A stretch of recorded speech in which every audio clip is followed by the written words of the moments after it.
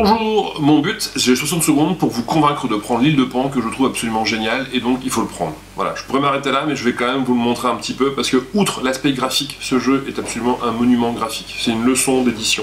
C'est magnifique. La boîte sert à tout, le look est génial, c'est manipulable à merveille. Les petits pions en bois sont juste magiques. Je vais quand même vous parler du jeu, parce qu'en plus il est bien. Chaque joueur va, au fur et à mesure du jeu, devoir choisir une tuile qu'on va pouvoir placer pour créer ensemble notre île, l'île de Pan. À chaque fois que je choisis une tuile, je vais prendre les animaux qui correspondent, des reptiles, des rapaces ou des herbivores, que je vais placer dans ma réserve. Une fois que j'ai placé ma tuile, je vais pouvoir me déplacer dessus, et si je veux, je vais pouvoir, en fait, en fonction de l'endroit où je me suis arrêté, remplir avec les animaux de ma réserve sur la case que j'ai vue. Si par exemple j'arrive à placer 3 reptiles, je vais pouvoir avancer mon nombre de points de victoire de reptiles de 3 cases. Tout simple. Il va falloir faire progresser comme ça et construire l'île. Pas si simple que ça. On peut aussi, si on est en contact d'un point d'eau, poser un merveilleux lac pour espérer faire venir une créature légendaire. Créature légendaire qui ne viendra que si tous les autres animaux sont présents. Donc on va pouvoir utiliser ce que les autres ont mis en place sur l'île afin de marquer plus de points de victoire. Autre finesse du jeu. Si jamais vous n'arrivez pas à poser ce lac merveilleux, c'est pas grave, à la fin de la partie, vous ramènera quand même des points, et peut-être même plus que si vous l'aviez posé. C'est très